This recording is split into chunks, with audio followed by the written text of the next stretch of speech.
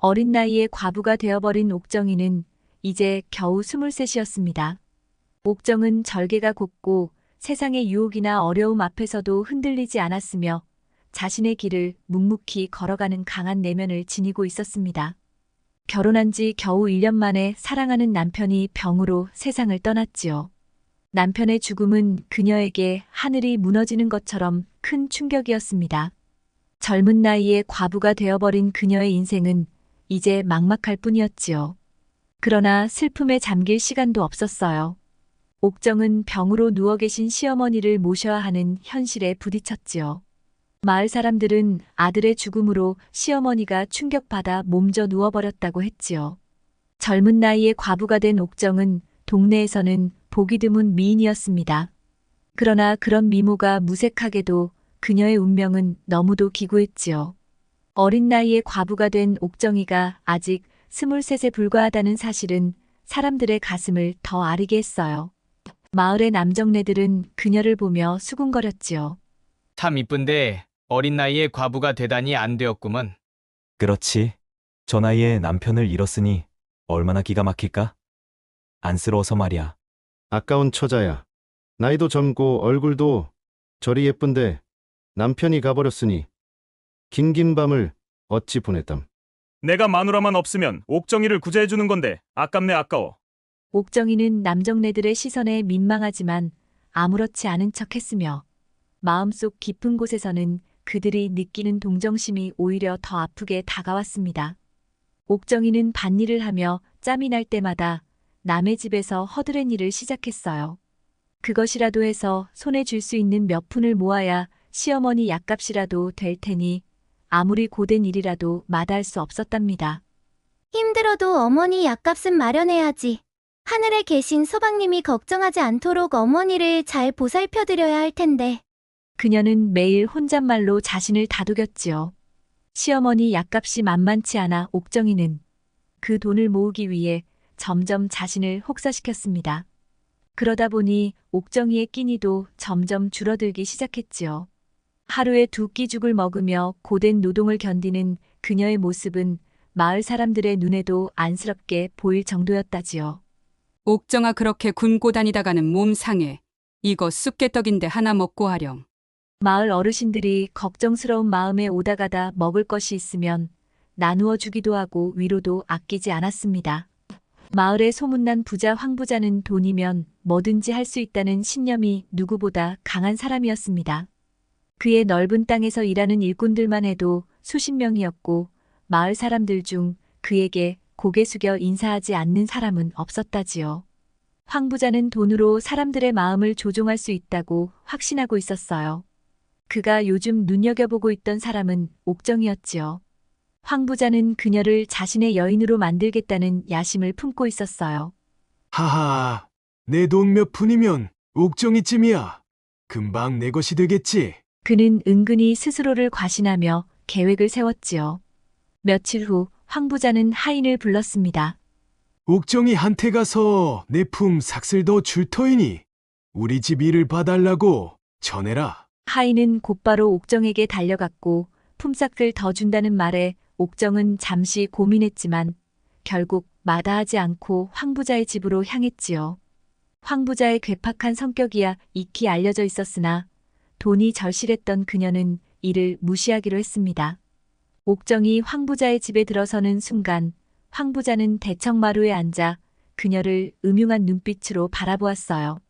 그는 느긋하게 차를 마시며 하인들이 일하는 모습을 흘끔거리다가 슬쩍 말을 꺼냈습니다. 여기 대청마루에 먼지가 많으니 걸레질부터 하시게. 옥정은 고개를 끄덕이며 걸레를 들었어요. 그러자 황부자는 갑자기 능글맞게 웃으며 말을 던졌지요. 옥정이 일하기 전에 차 한잔하고 일을 하지. 내가 할 이야기도 좀 있고 말이야. 아닙니다. 얼른 일을 마쳐야 다른 집 일도 가야 하니 차는 사양하겠어요. 황부자는 느긋하게 웃으며 슬쩍 옥정의 손목을 잡아당겼습니다. 내 그 집 일까지 품삯을 2배로 줄 터이니 이리 와서 좀 앉아보게. 황부자는 억지로 옥정의 손목을 끌어당기며 무리한 요구를 했지요. 옥정은 당황하여 그의 손을 뿌리치고 뒤로 물러섰어요. 이러시면 곤란합니다. 저는 일을 하러 온 것입니다. 품삯이 아무리 많아도 이런 무례한 요구를 들어드릴 수가 없네요. 그러나 황 부자는 막무가내였어요. 그의 눈빛은 이미 음흉한 의도를 감추지 않았습니다. 남의 집 일하면서 품삯을 몇 배나 주겠다는데 이렇게 말을 안 들어서야 어디 일을 부릴 수 있겠는가? 남의 돈을 벌기가 그리 쉬운 줄 아는가? 내 말을 잘 들으면 발자를 고칠 수도 있다네. 마치 그녀를 안으려는 듯 황 부자는 더욱 가까이 다가오며 팔을 벌렸어요. 옥정은 황당함과 두려움에 찬 얼굴로 그의 팔을 강하게 뿌리쳤습니다. 당신의 더러운 돈은 필요 없습니다. 앞으로 사람을 쓰려거든 잘 가려서 쓰셔야 할 겁니다. 옥정은 황 부자에게 일침을 내뱉고 황급히 황 부자 집에서 나왔지요. 집으로 돌아오는 옥정의 마음은 씁쓸하였어요. 여자 혼자 몸으로 모든 역경을 견디며 산다는 것이 때로운 치욕스러운 삶이기도 하였기 때문이었어요. 어느 날은 시어머니가 한참 동안 말을 잃고 멍하니 천장을 바라보고 계셨습니다. 옥정이는 그런 어머니를 바라보다가 무릎을 꿇고 손을 잡았어요. 어머니, 제 정성이 부족해 어머니 병을 빨리 낫게 해드리지 못해 죄송합니다. 제가 잘 모셔야 하는데 좋은 약을 드려야 빨리 나으실 텐데 죄송해요, 어머니. 아니다. 아가 내가 있어서 나는 하루하루 버틸 수 있는 거다. 내가 아니었으면 나도 벌써 죽었을 거야. 내가 하루빨리 죽어야 내가 고생을 덜 할 텐데 미안하구나. 옥정은 그런 말을 들을 때마다 가슴은 더 먹먹해졌습니다. 시어머니를 편하게 해드리고 싶은데 그럴 수 없다는 현실이 그녀를 괴롭혔지요. 그래서 더욱 무리해서 일을 했어요. 몸이 녹초가 되도록 일하고 집에 돌아와서는 어머니의 곁을 지켰지요. 하루는 남의 밭에서 일을 마치고 돌아오던 길에 허기를 견디지 못하고 쓰러지고 말았습니다. 이대로 쓰러져 죽어도 괜찮겠다고 잠시 그런 생각마저 들었답니다. 옥정이, 정신 차리게나. 어서 일어나야지. 마을 사람들의 다급한 목소리에 눈을 떴을 때 온몸이 비틀거렸지만 두 손에 꼭 쥔 돈 몇 푼을 놓치지 않으려고 주먹을 꽉 쥔 채로 비틀거리며 집으로 돌아갔습니다. 그렇게 버티며 살아가는 옥정이었습니다. 시어머니의 약값을 마련하고 쌀 한 줌 아껴가며 겨우겨우 하루를 이어갔답니다. 시어머니의 병세는 나아질 기미가 없었고 그녀의 생활은 날이 갈수록 힘겨웠지요. 그럼에도 불구하고 그녀의 미모는 마을에서 눈에 띄는 존재였어요. 그날도 옥정이는 언제나처럼 우물가로 물동이를 이고 나갔어요. 찌는 듯한 더위에 목덜미를 타고 흐르는 땀방울이 후줄근하게 그녀의 저고리를 적셨지요. 그 순간 뒤에서 느껴지는 무수한 시선이 그녀를 휘감았습니다. 남자들이 조심스럽게 그녀의 모습을 훔쳐보는 것이었지요. 멀찍이서 비질을 하던 젊은 총각도 어물쩡 우물가 옆에 서 있던 나이든 남자도 모두 그녀를 보며 침을 흘리고 있었어요. 하지만 그녀는 어떤 시선에도 신경 쓰지 않고 그저 묵묵히 자신의 일을 해야만 했지요. 그때 멀리서 또 다른 이가 다가오고 있었어요.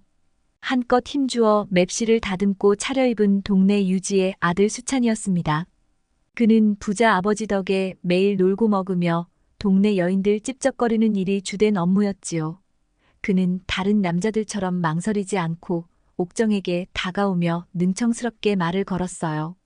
아이고, 옥정이. 혼자서 무거운 물동이를 나르는 게 힘들지 않소? 내가 좀 도와드리리다. 옥정은 그를 흘끗 쳐다보았습니다. 그 눈길 속에는 경멸과 냉소가 섞여 있었지요. 그러나 눈치 없는 수찬이는 그것을 읽지 못하고 오히려 그녀의 눈길에 마음이 설레었어요. 그는 손을 뻗어 옥정의 물동이를 들어 올리려 했지요. 그러나 옥정은 그를 뿌리치며 물동이를 번쩍 들어 올렸습니다. 고맙소만. 이런 건 나 혼자 할 수 있는 일이니 저리 좀 비켜서시오. 그녀의 차가운 목소리에 수찬은 흠칫 놀라며 주춤했어요. 하지만 이내 웃음을 지으며 한 걸음 더 다가갔습니다. 내가 그냥 도와주겠다는데 뭘 그렇게 딱딱하게 구는 겐가? 너무 그러지 말고 이리 주게나. 그 갸날픈 손목이 무거운 물동이를 드는 것이 안쓰럽구먼.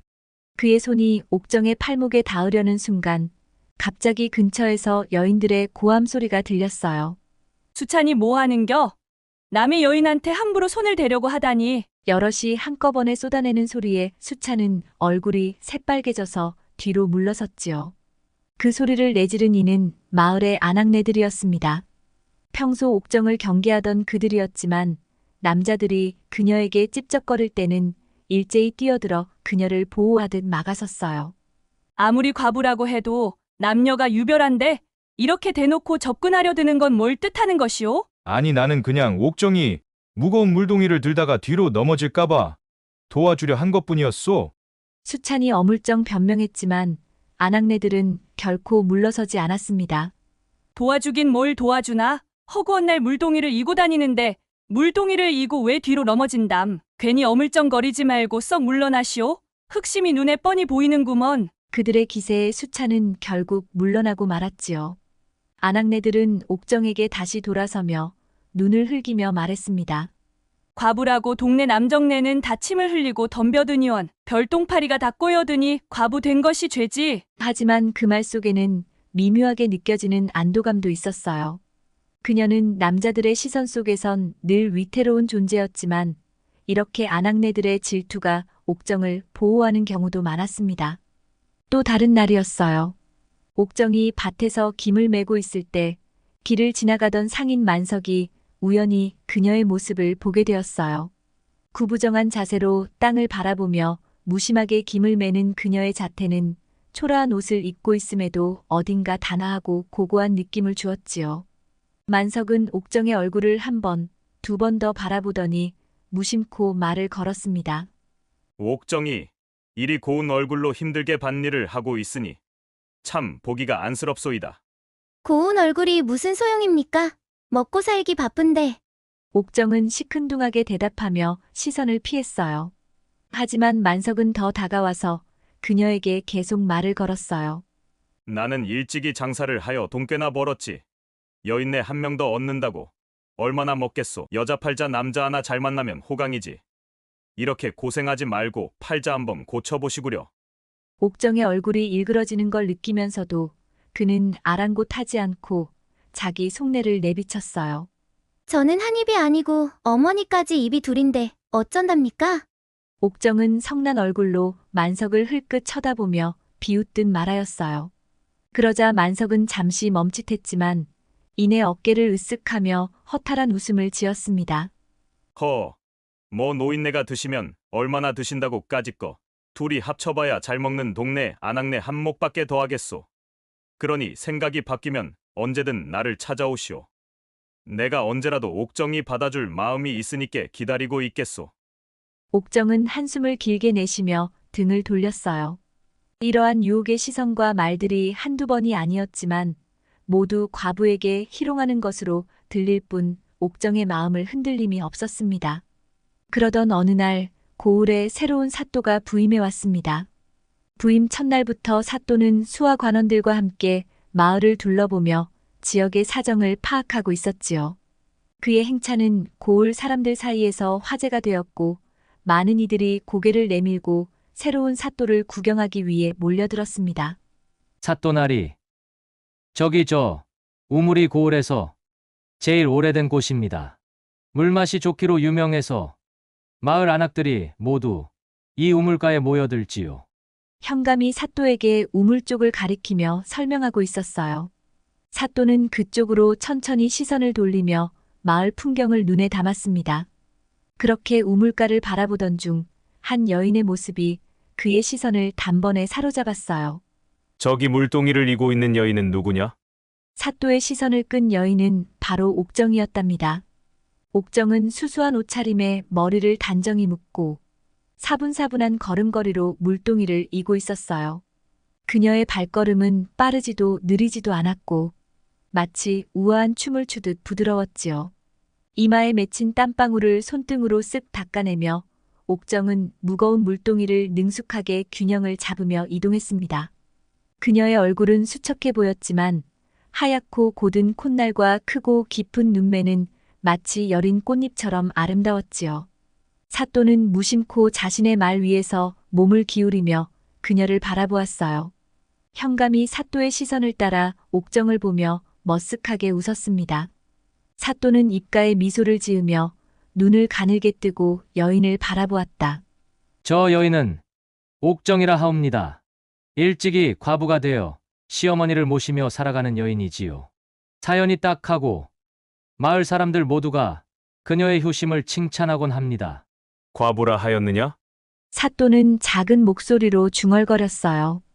그 순간 그의 눈빛이 묘하게 반짝였습니다. 예, 사또나리. 남편을 잃은 지 벌써 몇 해가 되었고 지금은 혼자 시어머니를 모시며 살고 있습니다.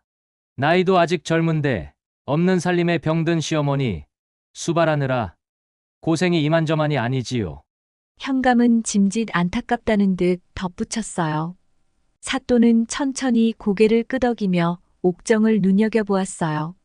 옥정은 사또가 자신을 지켜보고 있는 줄도 모른 채 물동이를 내려놓고 우물가에 있는 다른 안악들에게 가볍게 인사를 건넸습니다. 사또의 눈앞에 보이는 것은 초라한 행색에도 불구하고 우아한 자태를 잃지 않는 옥정의 모습뿐이었지요. 그녀가 물동이를 들고 허리를 펴는 순간 하얗고 가늘어진 손목이 그의 눈에 또렷이 들어왔어요. 옥정이라 참 이름이 어울리는 여인이구나. 사또는 나지막이 혼잣말을 하며 천천히 그녀에게서 시선을 돌렸어요.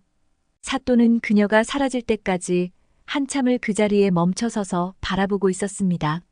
그녀의 발걸음이 멀어질수록 그의 가슴 한구석에 알 수 없는 감정이 차오르기 시작했지요. 사또는 다시 말을 탄 채 천천히 고개를 돌리며 생각에 잠겼습니다. 옥정을 처음 본 그 순간부터 그의 마음속엔 묘한 호기심이 생겨났지요. 그리고 그 호기심은 점차 욕망으로 변해가고 있었어요.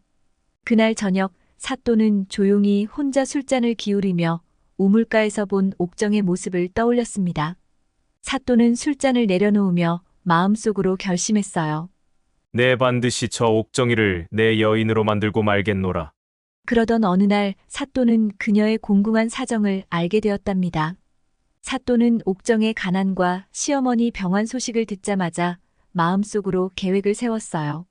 강인한 여인을 자신의 품에 들이기 위해서는 단순한 물질적 보상이 아닌 그녀의 자존심을 건드리지 않고 호의를 베푸는 방법이 필요했지요. 사또는 마을 현감에게 비밀리에 명령을 내렸어요. 옥정이 여인의 삶을 조금이라도 편하게 만들어줄 방법을 찾아내라. 단, 절대 그녀가 우리의 도움임을 알지 못하게 해라. 그렇게 해서 마을 사람들 사이에 이상한 일이 벌어지기 시작했습니다. 옥정이 일이 많아 허둥지둥 집을 비우고 있는 날이면 그녀가 소유하고 있는 작은 밭에 누군가 비료를 뿌려두거나 잡초를 뽑아주는 일이 생긴 것이었어요. 처음엔 그녀도 당황했지만 다음 날 가보면 또 누군가 밭일을 도와놓은 것을 발견하곤 했습니다. 도대체 이 일을 누가 한단 말인가? 옥정은 고개를 갸웃하며 궁금증을 가졌지요. 그러나 마을 사람들은 하나같이 나도 모르겠네. 좋은 일이구먼. 누군가 옥정이 딱하니 도와주는 모양이지. 라며 무심한 듯 넘겼답니다. 그뿐만이 아니었어요. 마을 잔치가 열릴 때마다 옥정인의 집 문 앞에 쌀과 보리, 감자와 같은 곡식이 담긴 바구니가 놓여 있었어요. 언제나 그녀가 집에 없을 때쯤이면 놓여있는 그 바구니들은 옥정의 마음을 불편하게 하였어요. 이게 무슨 짓인가? 누군가 동정을 베푸는 게지. 그녀는 며칠간 그 바구니를 그대로 둔 채 집 안으로 들이지 않았습니다. 그러나 시어머니의 병세가 점점 악화되면서 쌀이 바닥나자 결국 옥정은 바구니를 집 안으로 가져오고 말았어요. 그날 밤 옥정은 혼자 앉아 바구니에 담긴 쌀을 손으로 만지며 울고 있었습니다. 고맙습니다. 어느 분인진 몰라도 감사의 마음을 어떻게 전해야 할지. 그녀는 혼잣말을 중얼거리며 쌀을 정성스럽게 항아리에 담았습니다. 사또는 그 모습을 멀리서 지켜보며 은근히 미소를 지었지요. 계획의 첫 단추는 잘 끼워지고 있었어요. 옥정의 마음속에 자신도 모르는 작은 빛과 감사의 마음이 쌓여가고 있는 중이었어요. 그러나 사또는 성급히 움직이지 않았지요. 옥정이가 충분히 의지할 수 있을 때까지 조금 더 기다릴 참이었습니다. 어느 날 사또는 마을의 유명한 의원을 집으로 불러들였습니다. 그 의원은 손님으로 사또의 집을 찾은 것이 아니라 옥정의 시어머니를 진료하러 온 것이었어요. 그제야 옥정은 이상함을 느꼈지요. 사또께서 저희 어머니를 돌봐주신다고요? 그녀는 의아한 표정으로 물었어요. 그러자 의원은 고개를 끄덕이며 말했습니다. 마을의 모든 주민을 돌보는 것이 사또의 책무이니 그대처럼 효심이 깊은 여인을 돕는 것은 당연한 일이지요.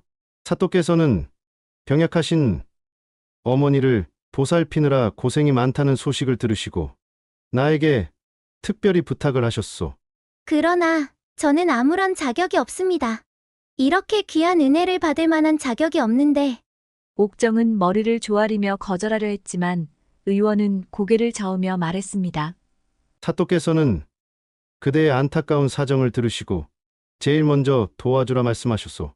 그대의 효성은 온 마을이 다 아는데 당연히 그대를 제일 먼저 도와야 하지 않겠소. 그대가 이 도움을 받아들여야 사또의 마음이 편할 것이오. 그날 이후로 옥정의 집에는 정기적으로 약재가 배달되었고 의원은 일주일에 한 번씩 시어머니의 상태를 보러 왔습니다. 옥정은 점점 더 사또에게 감사한 마음을 갖게 되었고 마을 사람들도 사또가 참으로 훌륭한 분이시구먼. 어려운 사람들을 돕는 데에 주저함이 없으시니 정말 덕이 많으신 분일세. 라는 소문을 퍼뜨리기 시작했습니다. 사또는 직접 옥정의 집을 찾아가기도 했지요. 물론 늘 겸손한 자세로 마을 사람들의 삶을 직접 보고 싶어 왔다며 옥정의 집이 아닌 다른 사람들의 집도 찾아갔지요. 하지만 그는 항상 옥정의 집 앞에서 오래 머물렀답니다. 직접 시어머니의 안부를 묻고 필요한 것은 없는지 점검했지요. 그러면서도 옥정에게 무언가를 강요하지 않았어요. 그저 조용히 묵묵히 그녀의 곁에 머물며 위로와 도움을 전할 뿐이었습니다. 사또의 이런 보살핌 덕분에 옥정은 오랜만에 여유로운 마음을 느낄 수 있었어요. 그러던 어느 날 옥정이 자신도 모르게 사또에게 고개를 숙이며 작은 목소리로 속삭였어요. 사또 제가 감히 무엇이라 말씀드려야 할지 모르겠습니다. 그저 사또의 은혜에 감사할 따름입니다. 어머니께서 조금이나마 건강을 되찾으신 것도 모두 사또나리 덕분입니다. 그녀의 눈에는 진심 어린 눈물이 맺혀 있었습니다. 사또는 조용히 미소 지으며 부드럽고 따뜻한 표정을 지으며 말했어요. 아니요. 내가 한 일은 그저 작은 도움일 뿐이요. 진정 어머니를 살리고 있는 건 그대의 정성스런 간병과 따뜻한 마음이요. 나는 단지 그대가 이 힘든 일을 조금이나마 위로가 될까 곁에서 지켜보고자 했을 뿐이요.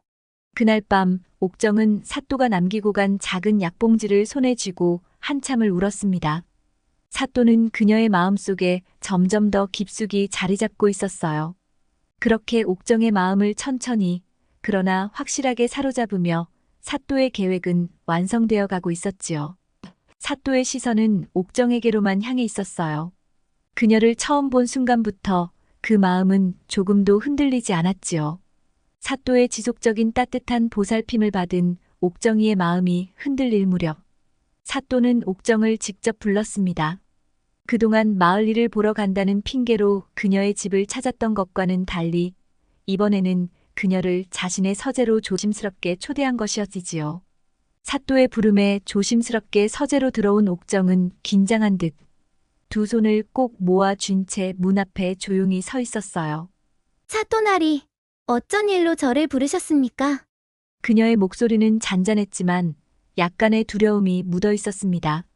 사또는 그녀를 향해 천천히 다가가며 미소 지었어요. 앉으시오. 오늘은 그저 편히 이야기하고자 부른 것이오. 겁낼 필요 없소. 옥정은 사또의 손짓에 따라 조심스레 자리에 앉았어요. 그녀의 손끝이 떨리고 있는 것이 보였어요. 사또는 그녀가 긴장을 풀 수 있도록 차를 한 잔 내오게 하며 조용히 말을 이어갔습니다. 옥정이, 그동안 어머니를 위해 정말 많은 고생을 하셨소. 어머니의 병세가 조금씩 호전되는 모습을 보며 나도 참 기쁘기 그지없소. 그대가 정성을 다했기에 가능한 일이오. 아닙니다. 사또나리. 그저 어머니를 위해 당연히 해야 할 일을 한 것뿐입니다. 그리고 저 혼자서는 감당하기 힘들었을 텐데 사또나리 보살핌으로 어머니 병세가 호전되었습니다. 그녀는 눈을 내리깔며 겸손하게 말했어요.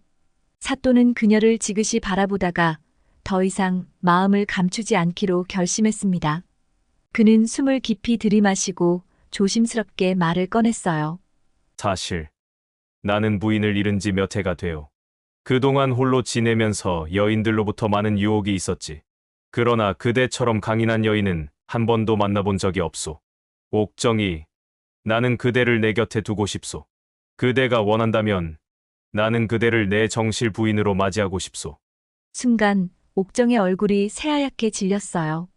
그녀는 믿을 수 없다는 표정으로 사또를 바라보았습니다. 사또나리, 무슨 말씀을 제가 감히 어찌 사또나리의 부인이 될 수 있단 말입니까? 그대는 내가 덜 나위 없이 사랑하고 존경하는 여인이오. 나는 그대의 성품을 보았고 그대의 인내와 정성에 감동했소. 내가 그대를 원하지 않는다면 어찌 이토록 많은 관심을 쏟았겠소. 그대가 나와 함께 한다면 더 이상 고된 삶을 살지 않아도 돼요. 그대의 시어머니도 내가 책임지고 평생 보살펴드릴 것이오. 그대는 그저 나와 함께 편안히 여생을 살면 돼요. 옥정은 눈물을 글썽이며 고개를 저었습니다. 사또나리, 저는 그저 평범한 여인일 뿐입니다. 더군다나 과부로서 무슨 자격이 있다고 사또나리의 부인이 될 수 있단 말입니까? 자격이라니요. 나도 부인이 없고 그대도 남편이 없으니 우리 둘은 같은 처지에 있지 않소. 같은 처지에 있는 사람끼리 마음이 맞아 혼인을 한다는데 무슨 자격을 논하겠소. 나는 그대를 부유하게 하거나 세상의 귀부인으로 만들어주겠다는 것이 아니오. 그대가 나와 함께한다면 서로의 빈자리를 채워줄 수 있지 않겠소. 부디 나의 진심을 받아주시오. 그의 목소리에는 간절함이 묻어 있었습니다. 그녀가 자신을 받아들이지 않으면 어쩌나 하는 두려움마저 서려 있었지요. 옥정은 눈물이 차오른 눈으로 그를 바라보았어요. 머리로는 거절해야 한다는 것을 알고 있었지만 그의 말에서 느껴지는 진심에 마음이 흔들리고 있었습니다. 그렇지만 제가 정실이 된다는 것을 시어머니께서도 절대 용납하지 않으실 겁니다. 또한 제가 무슨 낯으로 마을 사람들 앞에 나선단 말입니까? 사또는 조용히 고개를 끄덕였습니다. 그녀의 고민을 이해한다는 듯이, 그리고 이미 그 문제까지도 생각해 두었다는 듯이 말했어요. 만약 그대가 나와 함께 하기를 원한다면 시어머니께도 정중히 허락을 구하고 그대를 공식적으로 부인으로 맞아들일 것이오. 마을 사람들에게도 떳떳이 알리겠소. 그대가 내 정실 부인이 되어주는 순간부터 그 누구도 그대를 비난하지 못하도록 할 것이오. 그리고 그대의 시어머니는 내가 평생 책임질 것이니 더 이상 걱정하지 마시오. 옥정은 잠시 머뭇거리며 그를 바라보았습니다. 그의 말이 진심이라는 것을 느꼈고 그가 이 모든 상황을 미리 준비해왔다는 것을 깨달았지요. 그녀는 다시 한번 그의 손을 잡으며 눈을 감았어요. 사또나리, 만약 제가 그리하기를 원한다면 정말로 저와 어머니를 책임져 주실 수 있습니까? 물론이오. 그대가 내 곁에 있어 준다면 나는 세상을 얻은 것보다 더 기쁠 것이오. 이곳으로 부임해 오고 제일 잘한 것이 그대를 만난 것이오. 그의 부드러운 대답에 옥정은 눈물을 흘리며 고개를 끄덕였습니다. 그날 밤 사또는 자신의 서재에서 옥정을 처음으로 품에 안았어요. 그녀는 더 이상 혼자가 아니었답니다.